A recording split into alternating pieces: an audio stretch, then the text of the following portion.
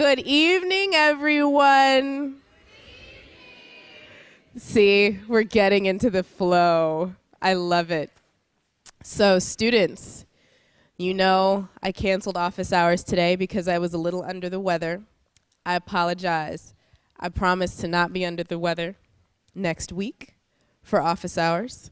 It sounds like everyone has been attending, so more or less, and everyone has been doing their homework by noon on Tuesday, which is great. So all students, I want to say thank you.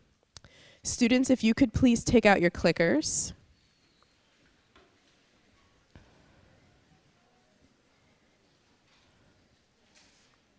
And click A. All of you who didn't bring your clickers, if you signed in with Alex, you should be fine. And we're going to have a question at the end that we're going to use our clickers for, so be sure to keep those handy. Now, this class, I was particularly excited about because when Michael and Alice and I first started thinking about this class, one of the things that was really important to me was talking about race and class and power pretty directly as it relates to the food system. The questions that you've been asking the past few weeks have also pointed to the fact that this is something that you think about too. What about working class people that can't afford really good food? What about the system we've created that subsidizes bad food? What about the way that farm workers are treated? These are all things that have been on your minds, and so today we're going to confront some of them pretty directly. And I'm really, really happy with the caliber of speakers that we have today, and really, really proud to be part of that question and answer period. So, for some introductions, we've got ALEGRÍA de la CRUZ from the Center for Race, Poverty, and the Environment. She's used her experience in international economic development as legal advocate at California Rural Legal Assistance and as a Roots of Change Fellow to advocate for farm workers in the Central Valley. She is now the legal director at the Center on Race, Poverty, and the Environment, litigating and advocating on behalf of environmental justice communities statewide. So, you are going to hear her as part of the lineup. You are also going to hear from Rebecca FLOURNOY. She's Associate Director at Pallestine, which is one of my favorite organizations in Oakland. Look them up if you haven't already. And she leads research, policy analysis, capacity building, and advocacy efforts to improve community environments in ways that support good health. Her work focuses on ensuring equitable access to high quality and affordable healthy food, as well as healthy school and housing environments, clean air, appealing and safe opportunities for physical activity, and other components of healthy activities. And last but not least, we also have Yvonne LIU from Color Lines and the Applied Research Center. Yvonne is the Senior Research Associate at the Applied Research Center, which recently published The Color of Food, a study on the labor and race trends within the American food system.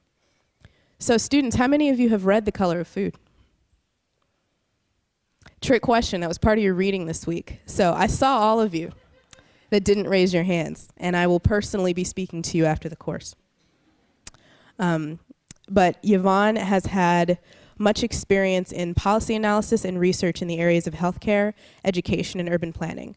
She has a background in the SCIU, United Healthcare Workers, as a researcher, and she has also tracked state healthcare reform and conducted comprehensive research on major healthcare systems. So, without further ado, I would like to bring up Yvonne as our first speaker.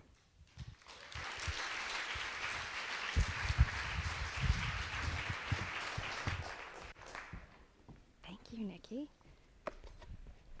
Hello? Can you guys hear me? Cool. Okay, we have amplified sound.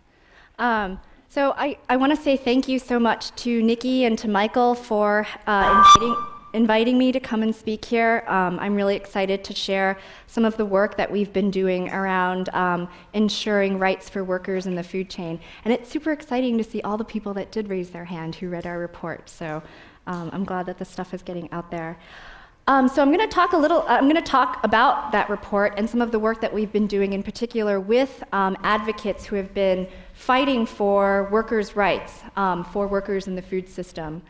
And so first off, I want to start by having folks turn to the person that you're sitting next to and share with your partner what your conception of good food is. And you will have 2 minutes total, so 1 minute to say what your conception is, and then another minute for you guys to switch roles. So, other ways in which, whoa, a lot of noise. Other ways in which I've heard good food being talked about is also slow food or real food or organic food. Wow, 700 people in a room sounds really big.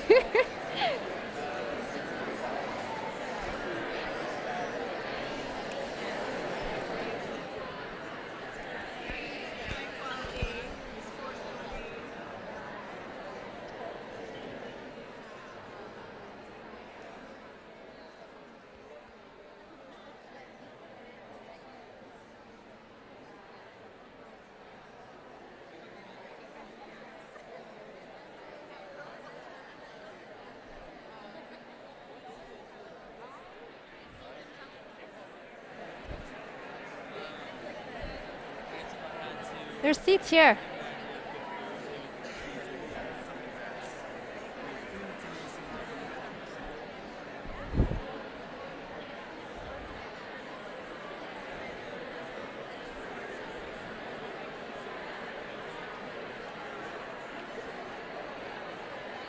Okay, and if you haven't already switched, then please do so. And the other person, share with your partner, what's your conception of good food, slow food, real food, eco food? Did you guys all do it? Okay, so we're ready to roll. Very cool. Okay, so just keep that idea of what your definitions were in mind, because we're going to return to that at the end. So I wanted to also share with you a story about Juan Batten. Juan came from Guatemala 7 years ago. He made the trip north from his home from a small town because a bus hit his father when he was only 15 years old. So like many, sort of economic migrants forced because of necessity, he had to come up to this country to find work. And he did. He made his way all the way to Brooklyn in New York and found a job in a tortilla factory in the industrial corridor in the border between Brooklyn and Queens, working 6 days a week, 9 hours a day, the graveyard shift from 5 p.m. to 2 a.m., operating the big machines that would churn out tortillas. And every hour he made $7.25, most of which he sent home to his mother, who was supporting 4 brothers that were still back at home. 7 months ago, this is a picture of Juan and his wife, Rosario Ramirez. They gave birth to a daughter named Daisy Stephanie, and they often dreamed and talked about bringing their family home back to Guatemala when they saved up enough money. But unfortunately, one Sunday in January, when Juan was working the late shift, his arms got stuck in the mixing blades of a dough machine. He got pulled in, and he was crushed to death. And he was only 22 years of age.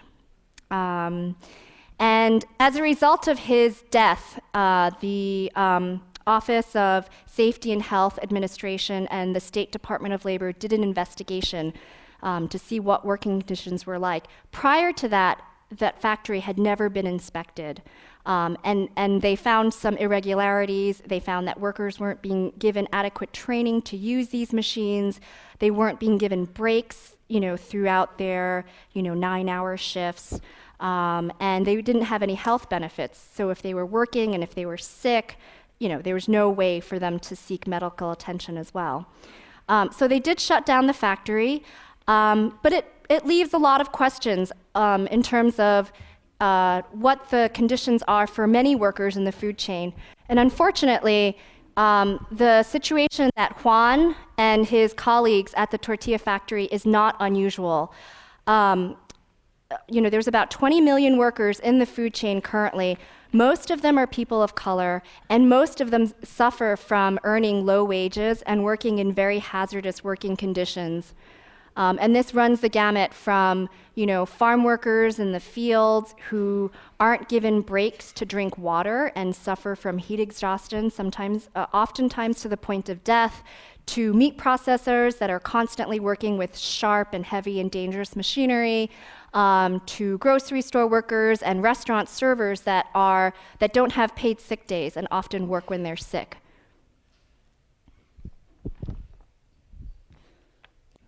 So recently, my organization, the Applied Research Center, worked alongside with other food advocates and labor advocates, including a new national formation called the Food Chain Workers Alliance, the Data Center, which is a sort of research think tank based out here in Oakland, and also Food First, to sort of survey the landscape of workers in the food chain, with the idea in mind that if you look at this food supply chain, sort of it ends up and it's being concentrated in the hands of a few corporations.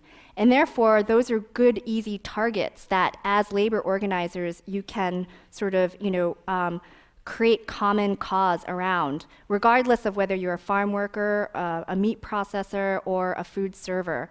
And so the Food Chain Workers Alliance started about 2 years ago. It's comprised of organizations from across the country that represent workers in various food sectors, with the idea in mind that ultimately they will be doing these sort of, solidarity campaigns. And so unfortunately, with our report, since we were in the process of just the initial stages of just mapping out the food chain and understanding who the workers are in the food chain, our findings were not surprising. People of color are overrepresented in the food system as workers, particularly in the sectors that are paid the lowest and also have the most hazardous working conditions as well. So if you look at the numbers of people of color in the general population, according to the 2008 census, it was about 34.6% of the population. And yet, in sectors like production, it vastly outnumbered that at 49.7%, 45% in processing, and also 41.4% in service. And we actually found, in terms of wages and benefits, that food distribution, because it was still a sector that had relatively high union density, the wages were not as low and the working conditions were relatively protected, unlike other food sectors. And of course, that's one where people of color are less represented. And also in terms of wages, for people working in comparable positions, white workers made more than workers of color and women. So it was almost like there was a penalty for being a person of color or being a woman as a food worker. So for every $1 that a white man would earn, people of color made at least 20 cents less, and women of color made about 30 cents less. So what's the solution? What do you think we should do to transform the food system? Anyone have ideas? Is it, you guys are kind of sort of thinking about it over the course of the semester. Is it farmers markets? Is it having a direct relationship between consumer and producer? Is it, growing our own food, transforming our front lawns into edible gardens? So these are often some of the sort of, solutions that people talk about. And I wanted to share with you, this is actually an example that Saru Jaryuman, who's the founder and the co-director of the Restaurant Opportunity Center, which does phenomenal work and is also a member of the Food Chain Workers Alliance. She talks about the food system. If you look at it in its entirety, the sort of movement around organic foods, sort of building direct relationships with producers, that's only a very small part. And here we call it the food quality movement. There's also this huge whole other aspects of the food system, including the 20 million workers that work within the food system that need to be accounted for. And then just focusing on stuff like farmers markets, direct relationships with producers won't get at that entirety of the food system. And so that's what, and that's what we're interested in. And food security and access is also an important issue that I think Rebecca is going to be talking more about later. And hunger is definitely an important part, particularly for communities of color. And also, so again, like just shortening the relationship between producers and consumers won't get at, the entirety of the food chain. So in terms of solutions, what we need to do is enforce labor laws. There's a movement called the Excluded Workers Congress, which is comprised of workers that don't get protections under federal labor law. And this includes tipped workers, so all restaurant workers, delivery people, farm workers as well. So making sure that they have recourses to enforcing labor protections. Making sure that food safety is also paired with worker safety. And again, the Restaurant Opportunity Center is doing really great work to make sure that certifications for hygiene, for example, for restaurants or liquor stores that open up, also ensure the safety of workers and make sure that they have paid sick days and those types of things. And then also looking at different types of certifications this is sort of more targeted towards consumers, so that we as consumers know that this banana, for example, was sort of not only raised in sustainable, conditions, but also the labor that helped to bring this, to our plate was also treated equitably as well. And there's some great work happening around that by the Domestic Fair Trade Association and also the Institute for Agricultural Trade Policy. And also because so many of the workers in the food chain are undocumented or recent immigrants, it's often the easiest sort of work to find. So making sure that there are humane and just pathways to legalization for these people. I don't have time, but I just want you all to sort of go back to what you talked about at the very beginning of what your conception of good food is, and think about if that's shifted in any way over the course of this talk and even to the course of the end of the seminar today. And here's some more resources that you can look at. Thank you. I'm sorry I went over. Anyway. Oh my gosh, is it already on? Hi, I'm ALEGRÍA. I want to thank Nikki for inviting me to speak, and also thank you to Michael and Alice for creating this amazing space for us to discuss our challenges and to reach some real solutions. I'm a lawyer, so PowerPoints kind of freak me out. I'm just going to talk, if that's okay. I also want to talk for a second just about how important it is for us to have this conversation at the University of California, where it is sadly harder and harder for the children of farm workers like me to have a seat in this university, to graduate, to represent our communities, and to speak from our unique perspectives.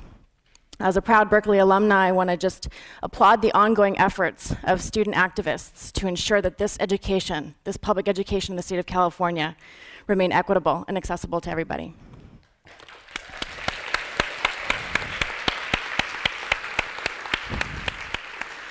I'm going to talk a little bit tonight about just some basic facts about a California farm worker's reality, to illuminate the complex and contradictory relationship between farm workers and the $32 billion a year economy that they drive. But it's also important to recognize that everybody in a food system has a different truth, and many of those truths can be very different depending on your experiences. The truth, or the facts that you can recite, as my friend Mark Arack says, rests on what side of the border you grew up on, or more precisely, what deprivations your eyes are accustomed to. So I want to tell you a little bit about something about my bias and my perspective and where I come from in this work. I am the daughter and granddaughter of farm workers and farm worker organizers, starting with my maternal grandmother, who was one of the first women organizers with the United Farm Workers in their early years, and both my parents who followed in her trailblazing footsteps. My family has been active in the movement to organize farm workers. My first job as a lawyer was with California Rural Legal Assistance as an attorney in the San Joaquin Valley office, in the Fresno office, where I litigated sexual assault, harassment, wage theft, habitable housing, wage and hour violations, H-2A violations, guest workers, and environmental justice cases on behalf of Central Valley and H-2A guest workers from Mexico. My current job is as legal director for the Center on Race, Poverty, and the Environment, where I'm dealing with a sad and different aspect of the industrial agricultural devastation of the resources that support it. The air, the water, and the land of the Central Valley. My work is one of the deepest ways that I can honor my family and their important work. So I tell you my story, and I share with you my lens and my perspective because it helps to illustrate the fact that we must, in order to be truly transformative, understand histories that are otherwise unfamiliar to us. We must step across that proverbial aisle. We must stand on the other side of the border, and with love for the world that we leave our children, share an understanding of the food system, of its history and its foundations, in order to create a just system with equity and dignity for all the people involved in nourishing us. Fundamentally, we must understand the industrial agricultural system's roots in racial subordination, and as how critical race theorist Cheryl Harris describes, how through this entangled relationship between race and property, how historical forms of domination have evolved to reproduce subordination in the present. There's not a better description of what happens in the fields of California today than that sentence. So in order to untangle that relationship and in order to create solutions that are grounded in principles of anti-subordination, I propose that we embrace a racial justice lens through which we view and process what we talk about today and for the rest of the semester. With this unique lens, we are able to access the full range of tools and transformative solutions that flow when we necessarily include this perspective. So with that, who are farm workers today? What has changed since the beginning of this system, and what hasn't, and why? Farm workers are mostly male, they're mostly Mexican, they're young and poor. Most are not accompanied by close family members and are not authorized to work. Conservative estimates are around 60% of farm workers in the fields don't have documents to work in this country, and I would kind of peg that number closer to 70 or 75%. 70% of farm workers nationwide are Mexican. That number rises when you talk about California. 68% of farm workers in California come from 4 Mexican states: Michoacán, Jalisco, Guanajuato, and Oaxaca. Income levels are staggeringly low. The median for a farm worker is somewhere between $10,000 and $13,000, while for a family of 4, the median is between $12,500 and $15,000. San Joaquin Valley farm workers earned an average of $7,100 in 2001. Wages don't rise with age, and nor do they rise with the length of time spent in the United States.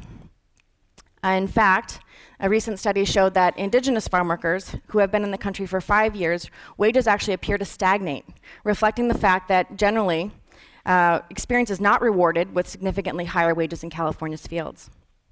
Wages have remained unchanged for over 20 years, and some argue those wages have fallen. There are approximately 700,000 workers statewide. Average job slots are from April to October. During those months, about 350,000 workers are working, and from November to March, 275,000 workers are working.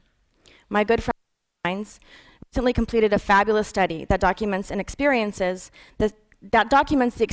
and status of indigenous farm workers in California today.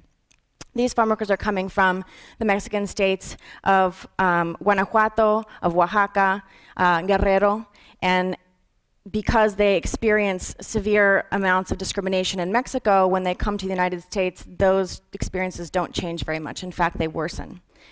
His study estimates that the indigenous farm workers in California today, the newest migrant in the fields, number approximately 120,000 people. When you add estimates of their children at 45,000, the number of indigenous farm workers and their families rise to some 165,000 farm workers in the fields. This group of new farm workers is especially important for us to recognize because they come from different places, they speak different language than Spanish, and they're not recognized as being different language speaking. So when they go to school and when they go to health clinics, they are faced with people who don't recognize these different languages and who treat them unfairly as a result. Nearly 70% of California farm workers lack health insurance. And 1 out of every 3 male farm workers has never been to a doctor or a clinic in his life. In comparison to other Californians, farm workers also have elevated risks of leukemia, stomach, cervical, and uterine cancers, and agriculture is the most dangerous occupation in the United States, with 32.5 fatalities per 100,000 workers. I want to tell the story also of Maria Isabel Vázquez Jimenez, who was a 17-year-old girl who died of heat stroke in 2008 while working in a California vineyard. Her body temperature rose to 108 degrees, and she was pregnant. Her tragic case is far from unusual. In the 4 years leading up to her death, 10 farm workers had died of heat stroke in the fields of California. Less than a year later, another farm worker died. There were 13 of these deaths during the Schwarzenegger administration. While a majority of farm workers live under poverty level wages, less than 10% use food stamps, and under 1% use general assistance welfare. Farm workers also live in communities with significant infrastructure needs. Most of these farm worker communities don't have drinking water that's potable. They don't have street lights and paved roads and habitable places to live. Most of their water supplies, for example, in Tulare County, 30% of drinking water supplies in that county are heavily contaminated with nitrates and pesticides. There are multiple structural causes that lead to these symptoms for farm workers on different levels. There's an international level, kind of NAFTA and fair trade policies, not fair trade policies, trade policies. A very heavily militarized border that leads to increased policing and danger for migrants coming to this country. On the national level, we struggle with our immigration policy, we struggle with enforcement of our wage and hour laws, and we have a history of racialized farm worker exploitation. And then regionally, there are structural changes. The high cost of living in the state of California, limited access to services and foods from fields that are exported from that region. It's a shocking irony that most farm workers who feed us go to bed hungry every night. Farm workers have been excluded from nearly all of the major federal and federal labor laws passed in the 1930s. Farm workers remained excluded from the National Labor Relations Act of 1935, which protects workers' rights to form unions. And the Fair Labor Standards Act, passed in 1938, was only amended in 1978, and that only includes workers who work on large farms. So this question of laws, which is where I focus the majority of my time, the legislation that exists to protect workers, to protect people living in rural areas. And in the places where I worked, enforcement was super difficult. In rural areas, for example, where there are real challenges in getting people legal help to enforce their rights, laws can be meaningless. So the cases that I did as a legal aid attorney were to enforce the most basic of labor and housing laws. Pay a minimum wage, provide habitable housing. I did a case where a farmer chased the farm worker tenants and their children out of their homes with a bulldozer. I did other cases where supervisors forced sex on their female workers so that they could keep their jobs. Seriously, these are the kinds of cases that a legal aid attorney in Fresno does. So what has changed? The work of the United Farm Workers Union raised the consciousness of this country, morally and legally, about the living and working conditions of farm workers. And California farm workers, tasting this hard-fought power, won the passage of a transformative law in California, the Agricultural Labor Relations Act in 1975. California labor laws are some of the strongest in the nation. But we, as we're going to hear from Rebecca, and as I can talk about a little bit more in the discussion time afterwards, these laws, again, are very, very difficult to enforce. I want to just take one more second to talk about the cumulative impacts of industrial agricultural practices on the environment of the Central Valley. The pesticides, the herbicides, the soil sterilizing fumigants, the fertilizers, the salt deposits for unsustainable irrigation, the out-of-control water use and abuse. 1 out of 4 Fresno children has asthma. The valley generally ranks highest in public health concerns, caused in part by industrial agricultural practices whose massive and powerful lobby has resulted in their almost non-existent regulation. Groundwater sources throughout the valley show levels of pesticides, and in a recent biomonitoring project by Lindsay, California residents in Tulare County, Lindsay's air exceeded EPA levels of concern in a pesticide called chlorpyrifos, which is highly toxic, by 11 times. Urine samples taken by people who don't even work in the fields, people who just live in this community, show that in 11 out of 12 of these people, they all had unacceptable levels of the pesticide in their body. So what do we do? That's what we're going to talk about in this class, it sounds like. And while I might sound very, very gloomy, there's a lot of amazing work that's being done on behalf of organizations like mine, the Center on Race, Poverty, and the Environment, advocates at California Rural Legal Assistance, and our partners in this struggle, to really address the structural challenges by helping our communities create their own communities in the vision that they want for their communities, identifying their assets and making sure that those assets go far and wide to create those communities, and by creating wealth in those communities to challenge the deprivation and the subordination that they have suffered for many years. Just want to echo one more thing that Yvonne said. Everybody, if you care about workers in the state of California and in this country, you should be fighting for immigration policy to change and become just. I know I'm out of time, so I'm going to leave time for discussion. I'm happy to take questions, and thank you very much for being here tonight.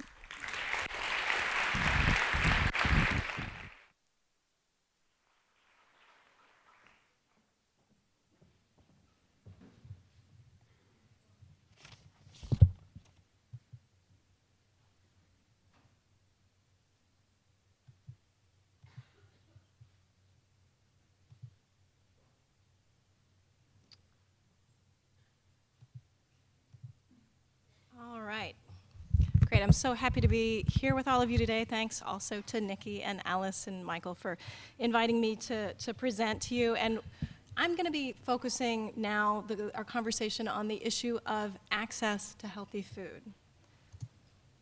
Just a little background on PolicyLink. We are a national research and action institute advancing policies to achieve, there we go, economic and social equity. Can folks in the back hear? Sounds like we're better now. Okay. All right, community environments matter. I think we all realize that there are neighborhoods here in the Bay Area and in other parts of the country where you walk out your front door and you see produce markets, you see grocery stores, and there are other neighborhoods where you walk out your front door and you see liquor stores, fast food restaurants, convenience stores, and these environments affect what we eat. PolicyLink and some colleagues at the Food Trust, another nonprofit organization, we looked at more than 130 different studies that researchers across the country have done on these issues on who has access to healthy food and why it matters. Okay, and in terms of who has access, you see some themes over and over again. It's low-income communities have limited access, communities of color, and also rural communities. And I'll just share just a few stats to give you a sense of what these studies find. One study in the rural Mississippi Delta found that over 70% of households eligible for food stamps needed to travel more than 30 miles to reach a grocery store. Nationally, low-income zip codes have 25% fewer supermarkets than middle-income zip codes.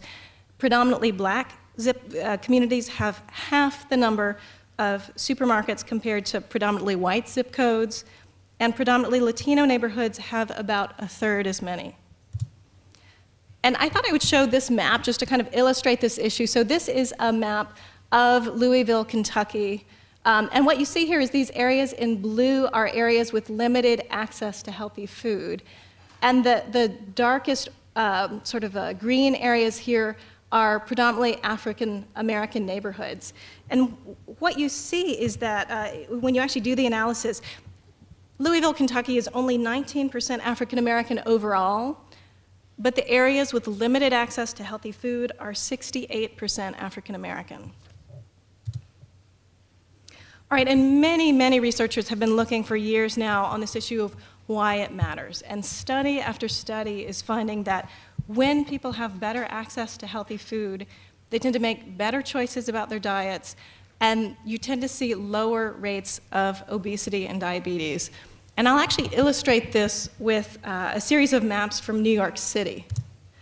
All right, so this is New York City. They looked at supermarket access, and what you see here is your highest rate, your highest levels of supermarket need are these dark red areas, sort of here, up here, here, and also some of these sort of pink areas. There's also some supermarket need. So keep your eye on these areas, and then watch as I click to the next slide. All right, so this is the percent of people consuming no fruits or vegetables in the previous day. The orange areas are your highest rates. And look at that, it's the exact same areas where there's very limited access to grocery stores. And then keep your eye on those same areas again. This is obesity and diabetes rates. So your highest rates of obesity are your darker blue areas, again, the same areas, and your highest rates of diabetes are these large red circles that you see, again, in these same areas. So communities have been working to address this issue for a long time now. Communities come to address the issue of access to healthy food for a lot of different reasons, and they approach it in a lot of different ways. And I'm going to highlight a few different ways that communities are working to improve access to healthy food. The first one I want to highlight is urban agriculture. This is Will Allen, and he runs an organization called Growing Power. This is him in his greenhouse in Milwaukee. You can see there's just this, from the floor to the ceiling, there's this beautiful array of greens. There are fish tanks there. There are other types of produce. And he's doing a lot of work with youth and with others from across the country who want to take vacant and abandoned properties and transform them into these types of spaces. They sell the food that they produce at farmers markets, they sell them to restaurants, and they also have community-supported agriculture boxes where folks can buy boxes of produce for each week, and they provide a discounted rate so that low-income folks in the community can buy some of what they produce. Another strategy that communities use to improve access to healthy food is farmers markets. This is a farmers market in Providence, Rhode Island. They've been serving a low-income community there for more than 10 years successfully. Another way that communities work to improve access to healthy food is by getting corner stores to sell healthier food in their stores. And this is actually an example from right here in the Bay Area, over in Bayview Hunters Point in San Francisco. A bunch of nonprofit organizations came together with some folks from city government, and they decided, okay, we've got all these corner stores, let's figure out a way to get them to start selling healthier food. And so what they were able to do, these nonprofit organizations and city government, they were able to approach some corner stores in the area. And they said to them, okay, look, if you will agree to do a few things, if you will agree to dramatically increase your shelf space for fresh produce, if you will accept food stamps, and if you will reduce the amount of alcohol and tobacco advertising in your store, we'll do a few things for you. We'll consider you a good neighbor, and we will work with you to get you technical assistance on how to buy produce, how to store it, how to market it. We'll subsidize your initial purchase of fruits and vegetables so that you can test, am I going to be able to sell this? Am I going to be able to make a profit on this? Will this work in my store? And we'll also advertise that you're a good neighbor. We'll work to get folks from the community shopping at your store. And they've had some good successes, and this is actually a drawing of one of the larger scale corner stores. They now just recently got funding from the City Redevelopment Department to go even further in terms of changing the layout of the store. They're moving check stands, they're expanding the room for produce inside the store, and they're creating this space outside the store for produce. They're going to have some murals by local school children, and folks are really excited to see these changes taking place. All right, and then the last example I want to mention in terms of ways that communities are working to improve access to healthy food is by getting grocery stores into long underserved neighborhoods. And there's an interesting example in Pennsylvania that emerged where a bunch of local advocates came together with folks from the grocery industry. And they sat down to figure out, okay, why are grocery stores not locating in underserved low-income communities? And they realized that there were a few different reasons that this was happening, but one of the problems was that there were some higher initial startup costs to locate these stores. But they speculated that once you overcame those initial startup costs, the store could probably do quite well. So the state decided to test this out. They created what's called the Fresh Food Financing Initiative, where the state would create a financing pool. The state invested a little bit of money and was able to match that with a lot of private dollars. And they would use this financing pool to provide one-time assistance to help store owners go into long underserved neighborhoods. They provided mostly loans, a little bit of grants, a little bit of tax credits. And the guy you see here on the left is Jeff Brown. So he was one of the first folks who was approached, and folks convinced him to become a part of this program. Jeff had about 7, I think, stores or so in the Philadelphia area, but they were in the suburbs. And so he decided to try this out and become part of the Fresh Food Financing Initiative and locate a store in an underserved low-income neighborhood. And before he even went into the neighborhood, he had lots of conversations with community residents to find out what they wanted to see. And he found out, for example, that they wanted halal products for the Muslim population there. They wanted certain types of produce. They wanted a community meeting room that they could use. And so when he developed the store, he made sure that all those things were in place. He hired more than 250 folks. The vast majority of them were from the local neighborhood. They were union jobs. And I understand from folks who've actually visited the store that folks from the community come up and thank him and really see the store as a community asset. And there are a lot of different policies that can improve access to healthy food.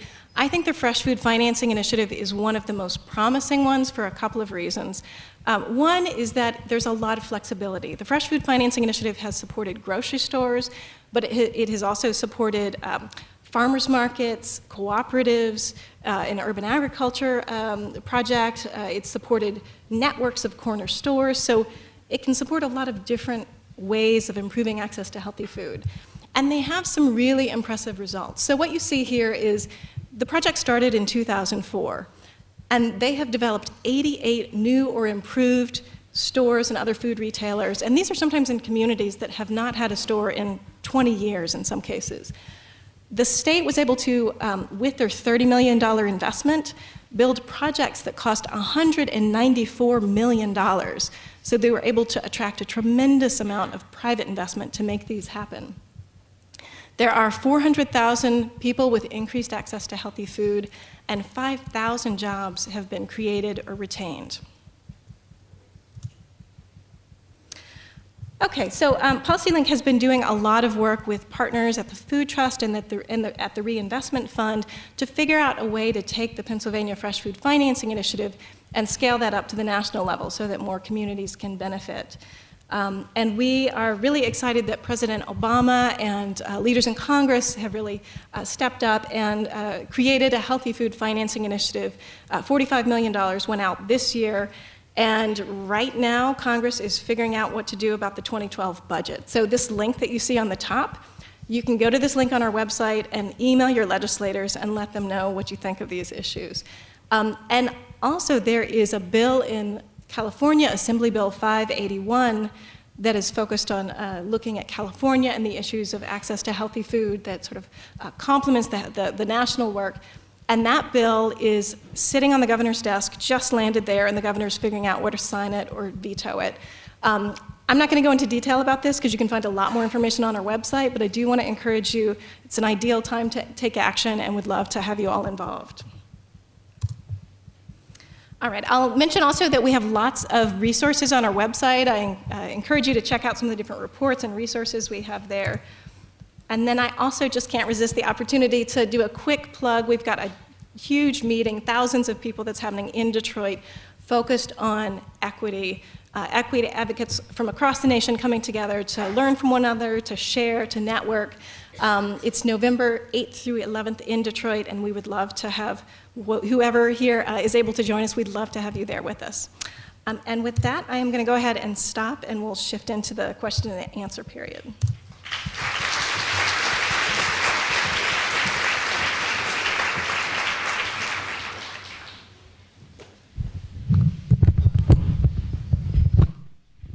Thank you all very much. And as we do the work of, can you help set up the chairs, of pulling the chairs up to the center of the stage, I wanted to just kind of bring everything together into some perspective. Because Peter Sellers, when he came and spoke the second week, kind of helped us figure out what kind of person we would need to be to fight on the front lines and create a zone of justice. And this talk kind of grounds what Carlo Petrini said about being a farmer and how it's all got to start with the farmers. Because you see now what the effects of the system are when we build it on the backs of people who are having miscarriages and who are dying from heat stroke. And then it also grounds what Marion Nessel said yesterday when it comes to health and nutrition, when we look at food access issues in New York City. And so I really wanted to pull it all together with these, the three of them spoke about realities that hit people every day. That the food system that we've been talking about isn't just you, the consumer, and isn't just them, the farmers. There's a whole spectrum in between those two things, mostly worked by people of color, mostly in not very good conditions, and mostly for very poor wages. So what are we going to do about that? And how is the food movement also going to help the food system and also going to help those jobs? So I get the liberty of asking the first question, and we'll take a couple of student questions. So Rebecca, there's a few articles that have been out recently about how food deserts actually don't exist and how, you know, people of color actually live near grocery stores. There are tons of grocery stores near people of color, and they won't buy it. They won't buy vegetables. They will buy food that tastes good. There's nothing to be done. Grocery stores don't work. What is your response? Good question. So yeah, this is an interesting point about how and actually I'd be interested in hearing Michael's thoughts about this as well, but how things get discussed, I think, in the media and how things shift over time. You know, there have been, we have a floating balloon on the stage. There have been many studies, I think around 15 studies or so, showing over and over again that when low-income people, when people of color have access to healthy food, they make healthier choices about their diets. And this was just when there's a store there or not a store there. There was one study that was conducted in several states that actually found a dose-response relationship. So if you were in a census tract with one grocery store, you know, that made a difference in terms of your dietary behaviors. And if you had two, even better dietary behaviors, three, so forth and so on. There was a study that came out recently that said, well, there's no relationship. And it was interesting to me because the way they looked at their data, they said there were contradictory findings. But for low-income men who lived close to a grocery store, there was a relationship. And for low-income women, it trended in the right direction, but it wasn't statistically significant, which sometimes is just because there weren't enough people in the study, hard to say what that's all about. But higher income folks, there wasn't a clear relationship. And so I think, you know, policies that are working to improve access, I don't know of a single one out there that's targeting high income people. I mean, you know, it's really, that's not what the focus of these policies has been. And so I think to sort of use one particular study to suddenly say, there are no food deserts when there is a tremendous body of evidence over many years by many different researchers showing that there is this pattern and there is this relationship, I think is important to note. And then I also think there's just the experiences of people. You know, you talk to folks in West Oakland, you talk to folks in South Los Angeles, you talk to folks in the Bronx, people are like, this is a problem. And I think somehow the fact that we're not listening to people is a real problem, and we need to pay attention to what communities have been saying for decades is an issue and what they want to see done differently. Can I take it for a sec? You should, if you're interested in this issue, look into this debate. And you've heard a very eloquent presentation of the concept of the importance of access to health outcomes. And, but there are a couple articles out there. There's one in the LA Times if you search food deserts. And there's another one done by a student who may or may not be here, Heather Gilligan, that was in online. If you search her name, Food Deserts, where she lays out some of the research casting a skeptical eye on this concept. I'd like to just make one other point that I thought about a lot when I listened to your presentations, which is you talked a little bit about the good food movement and that small circle of quality food and not having a very big impact on the larger part of the food system, and I think that point is very well taken. But one historical moment that I think is useful to think about is there was a turning point when the organic food industry was defining itself and deciding what would be the standards when we had this official federal definition of organic, which is a very powerful label. It's a $26 billion industry now. And they were sitting around and they got a bunch of organic farmers and food producers and activists in Washington on something called the National Organic Standards Board, and they met through the 90s. And there was a lot of interest in having a social justice standard included in the definition of organic, so that when you bought an organic product, it wouldn't just assure you that the animals had been treated in a certain way or that there were no pesticides, but in fact that that farm laborers and everyone in the food chain had been treated justly. And there was a very active debate, and it looked for a little while like there was going to be a social justice standard in organics. And I wasn't there, but talking to people who were, there came a moment where a farmer stood up, an organic farmer, and he was very concerned about this standard because he said, I don't have health insurance. I don't have any of these benefits. This is how much money I make every year. There is no way I could pay more or offer benefits to my workers in addition to the other premiums that organic production involves and be competitive. And after listening to that farmer present, I don't know who he was, the idea was just dropped.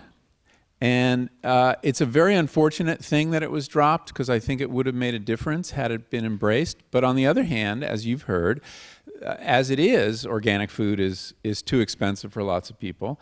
And so how do we deal with this question of making food just and making food affordable? Sure, go ahead. Okay. So I just, I'd be really interested in seeing those studies on food deserts. I mean, I feel like that sort of idea that you're sort of blaming people of color for having poor food choices instead of looking at the structural reasons as to why they don't have access to healthy foods. That's sort of, an endemic sort of ideology that sort of permeates mainstream culture, right? The idea that, poor people of color are responsible for their poverty because they're not ambitious enough, or there's higher rates of diabetes because people of color like to drink soda instead of water, right? So I would just be very suspicious, and I would love to, I'm going to definitely look up those things, but I would just urge everyone here, when you're sort of looking at that type of analysis, just keep in mind, is there a structural analysis here? Right?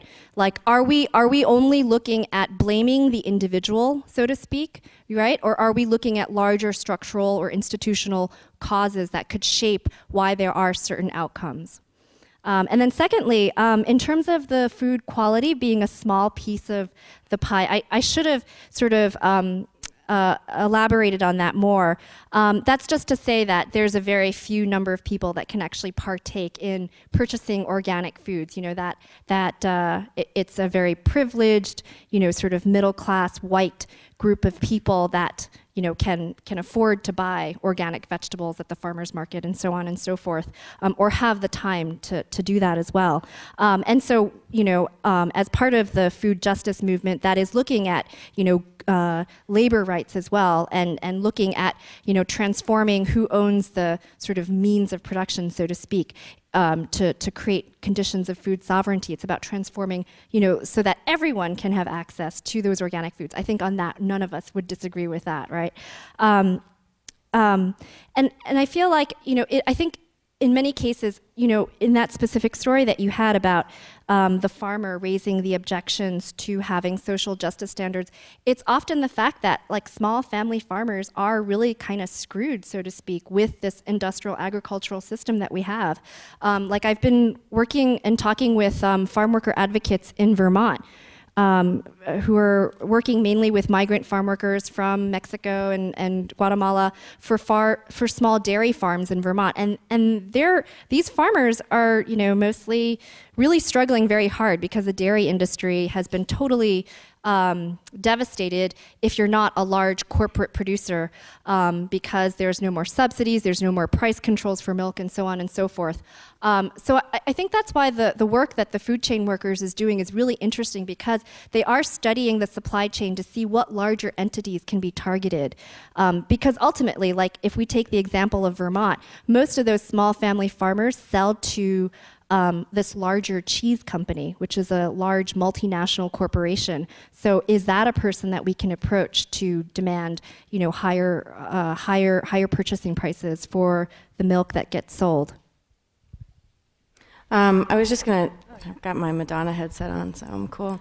I was just gonna say that I think there's that one farmer who showed up in that conversation. I have a really great answer to him in the form of another farmer named Jim Cochran, who runs an incredible company called Swanberry Farms in Davenport, California, kind of in Santa Cruz area. So you guys should all go hang out with Jim, because he is a phenomenal, transformative, revolutionary thinker from the level of production all the way to kind of distribution systems and how to transform them so that small farmers, which really, for all intents and purposes, at least in the Central Valley, don't exist anymore. But Jim is still one of those guys who's hanging on.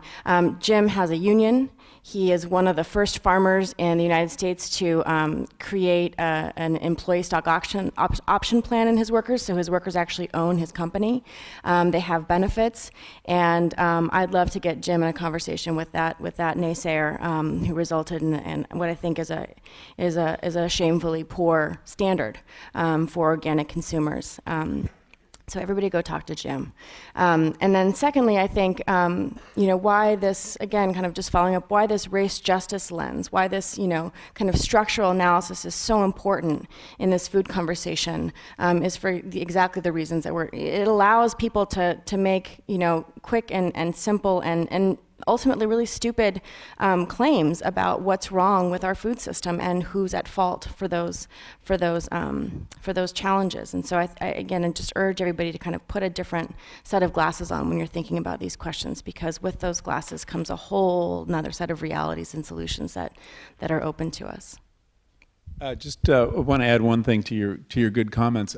First is Jim Swanton is a great example, and I urge anyone who wants to write on this subject to figure out, he's the only unionized organic farmer as far as I know, or he was a couple years ago.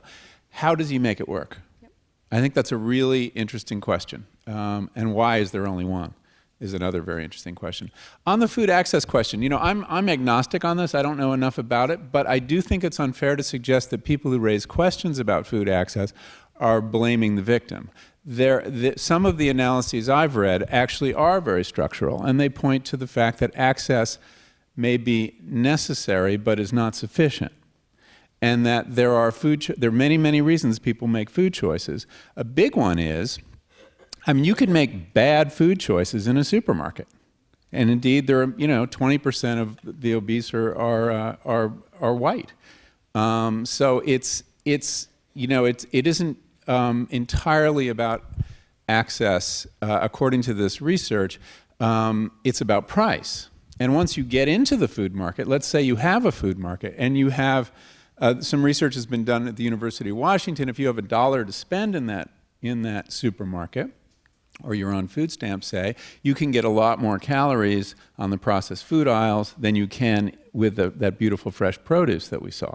So access doesn't solve that problem. And the critique of the access is everything line is not necessarily unstructural. There's also the point that buying all that fresh produce means you have time to cook it. And time is a tremendous problem for the poor who work longer hours. And so merely putting, giving access to fresh produce doesn't really assure. I think the USDA has a number of, how many hours a week you need to cook healthy food, and it's like 18 hours a week. It's a pretty high number. And many poor people can't afford the time it takes to eat well, not just the money. I want to bring audience voices into it, and then we'll continue the conversation. So we're going to take 2 student questions, 1 and 2 in the blue. Go ahead.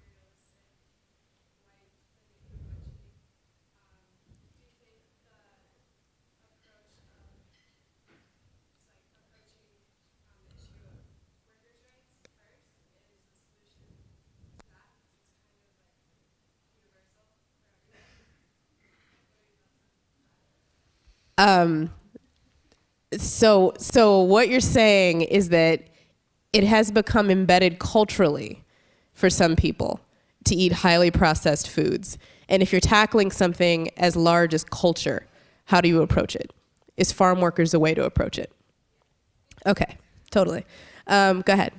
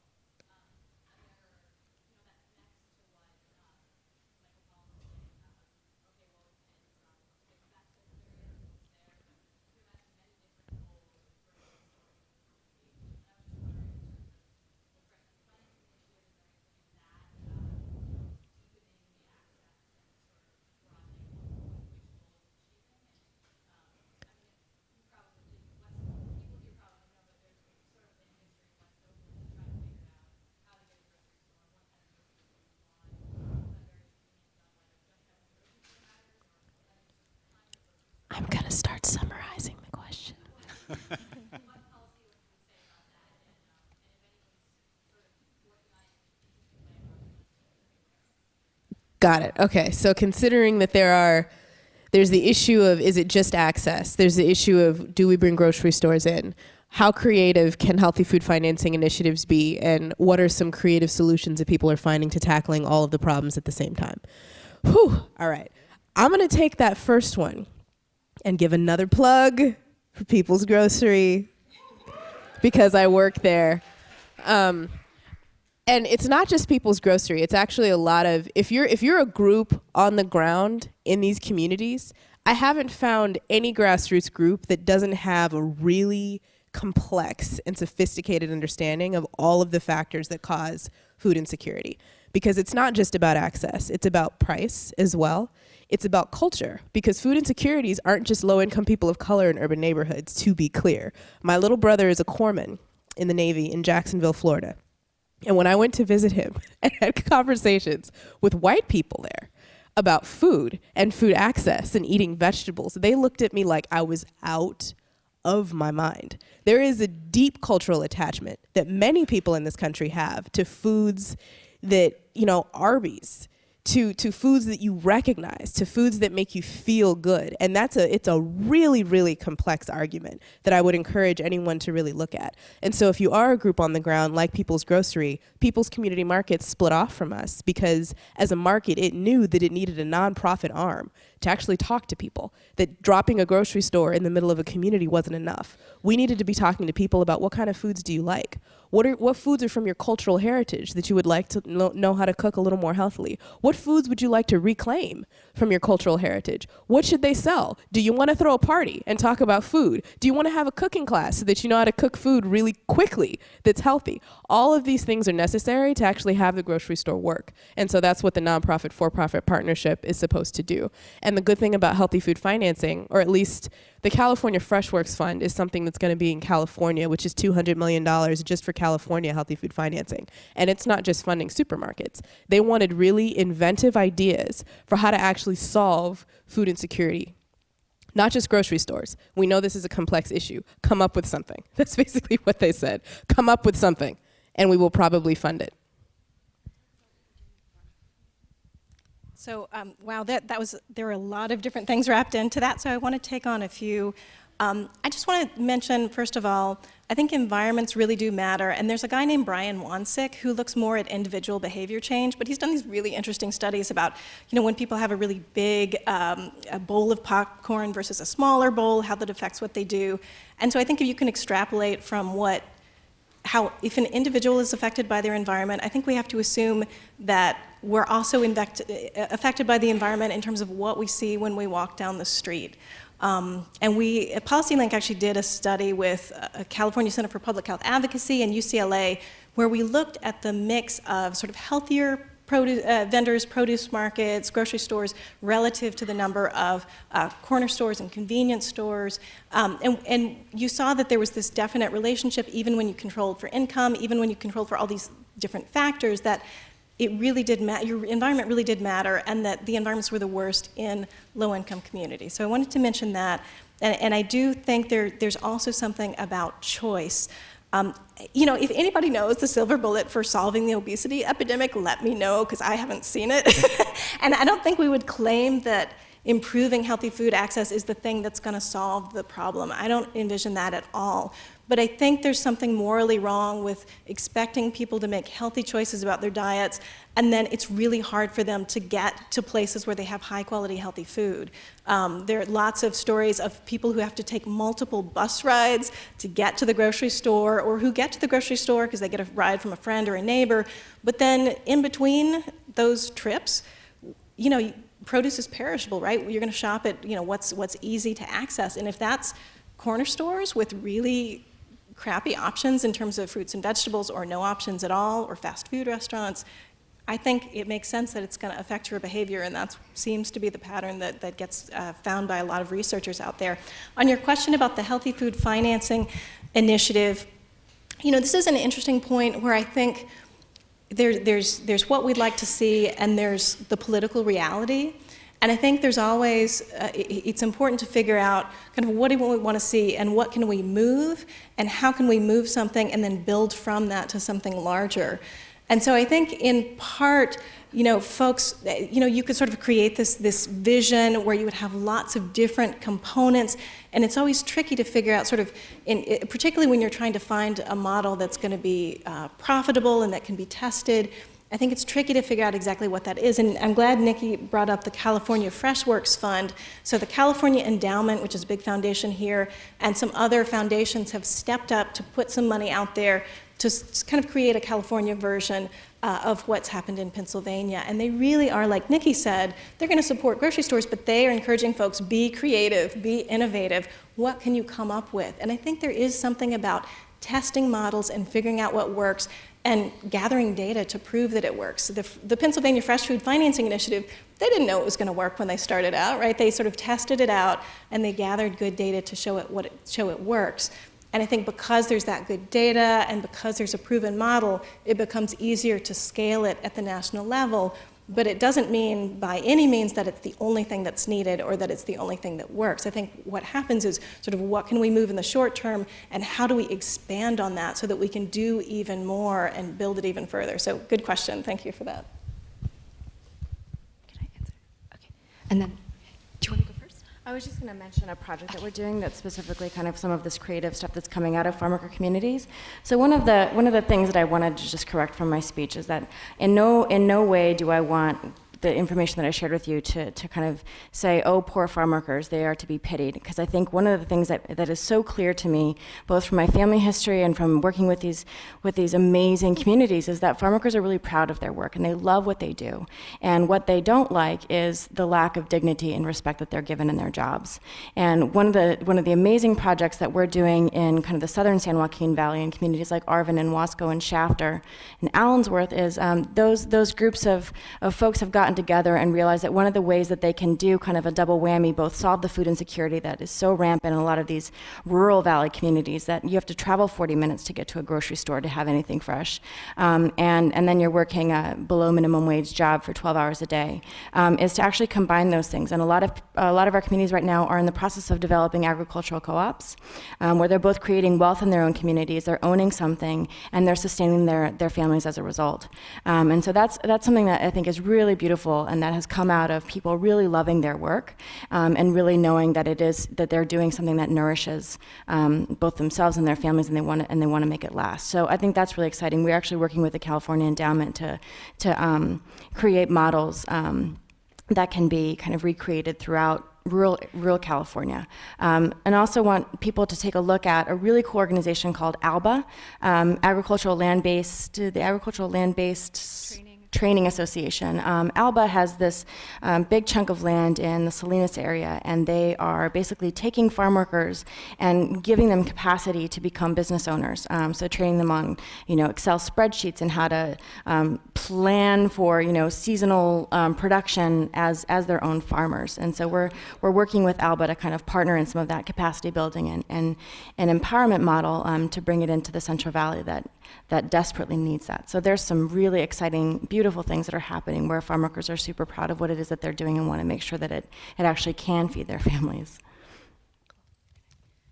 So just, I wanted to speak to that sort of the question about like structure versus agency. That's a huge topic. Like, how much are our food choices sort of socially, culturally determined? I mean, what is culture anyway, right? Is it shaped by sort of larger systemic historical things, larger factors, macro factors like race, like history, like class, like gender? And then definitely we all have a choice, and we all do have agency too. But I do feel like, food in some cases, it feels like such an individual choice because we're actually, choosing to take something and put that into our body and consume it. But I really would just sort of challenge us all to think about the social construction of how that choice, what sort of avenues do we have in our lives that makes that choice possible, and all the sort of like, different layers of identity that sort of shape what choices are available to us to begin with. Secondly, in terms of, the question around like, so what do we do? Like, what's the policy? What's the sort of programmatic thing that will sort of, answer both, labor abuses, food access, quality of food, not having, my mother gave me this whole lecture on genetically modified foods on the way here. I was like, Mom, that's awesome. So how do we address all of these issues, right? And I know that one project that we're working on at ARC is looking at, solutions that both advance a good food frame, but also like a good jobs, but even beyond that, like sustainability, sovereignty for our communities. And in discussions that I've been having so far with activists and organizers, including folks at, there's actually a Color of Food network. If you go to the website colorofffood.org, it's started by this great farmer of color, Natasha Bowens, and she's trying to map out all the people of color food producers in this country. So with her and also with Movement Generation, and we're looking at a lot of these. There's a lot of focus on food access and food security, but there's a way in which programs to solve that can be easily manipulated by corporations. Food corporations that were sort of the first ones that kind of got us into this sort of dysfunctional food system that we live in. So one thing that I've been thinking a lot about is the concept of food sovereignty. And so how can we go beyond just accessing food or buying affordable food or having time to cook our food to actually like owning and having control over the conditions in which we produce food or consume food. And that's something I would love to think more about and also ask you all to think more about too. How can we think about food sovereignty as a bigger frame as opposed to just simply food access and security? And once again, we are running low on time. So here's what we're going to do. Students, please take out your clickers. And general public, please raise your hands. We're going to have a fun question time now. And Alex, my favorite reader, besides Stephanie, my other favorite reader, is going to help me share the answers. So, individual behavior change over here. Systemic change over here. What's the answer? If you think it's individual behavior change, press A on your clickers. And please raise your hand. Really? Look at y'all. All right, yeah, and general public, please participate. Raise your hand. Individual behavior change. Okay. If it's systemic change over here, press B on your clickers and please raise your hand.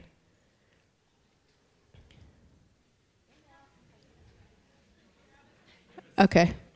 Do we have a C? Ha ha. Who is vetoing this question and says C? It's both of them. Awesome. Okay. Alex, how do we do? It kept changing? So you can't make up your minds was the verdict that the clickers came up with, which 34% of the room said both, which is actually, what it is. But when it comes to, I wanted to wrap up with a couple of final thoughts and then see if Michael wanted to wrap up as well. I wanted to carry forward the theme that seems to be emerging here because Marion Nestle last week spent a lot of time talking about advertising to kids, right? And she spent a lot of time talking about the conversation with obesity, changing from parents, WTF, feed your kids right, to the system, WTF, what are we feeding our people? And why has this happened, right? So Marion Nestle last week actually laid out the exact same argument that these ladies were talking about here. One of the things that we brought into this discussion today were the dimensions of race and class in that conversation.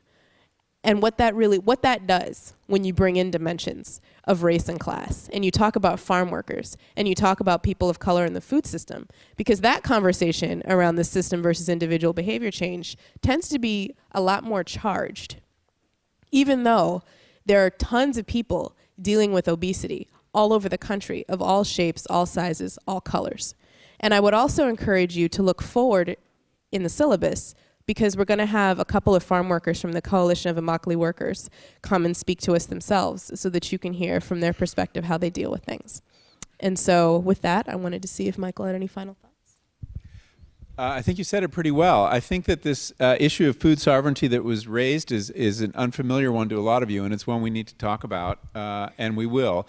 But if you compare the model of dropping a supermarket into a neighborhood and Will Allen, who we learned a little bit about, who has started this urban farm in Milwaukee and is employing 30 people, and there is a way in which the community has been allowed to have power over its own food choices rather than just get the usual stuff that's marketed to us. So the concept of food sovereignty in your readings as you go forward, pay attention to it. I think it's a powerful idea. And I think that it's great that these issues are now on our radar. They're really hard issues. And I think somebody asked this question of, well, should we start with farm worker rights? And one of the big questions in this movement, and really of any movement, is where do you push? There are many, many different places you can push. Probably we can't just choose one. But that's something you should keep in mind as we're going through the course. Where do you push? Systematic change is a powerful idea, but it's also very daunting, and a lot of people don't. It's a lot harder to change the system than to change individual choice. There are ways in which individual choice can play into systematic change also. They're not actually opposed as some people got, 34% of people got. But anyway, these are themes that we'll continue to explore, but I just want to thank our guests for such an eloquent presentation of the issues. Thank you all. Have a good evening.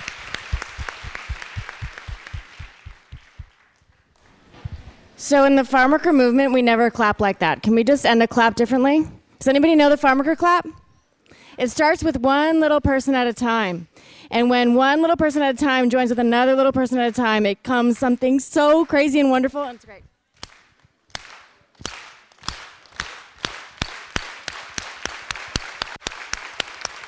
Thank you.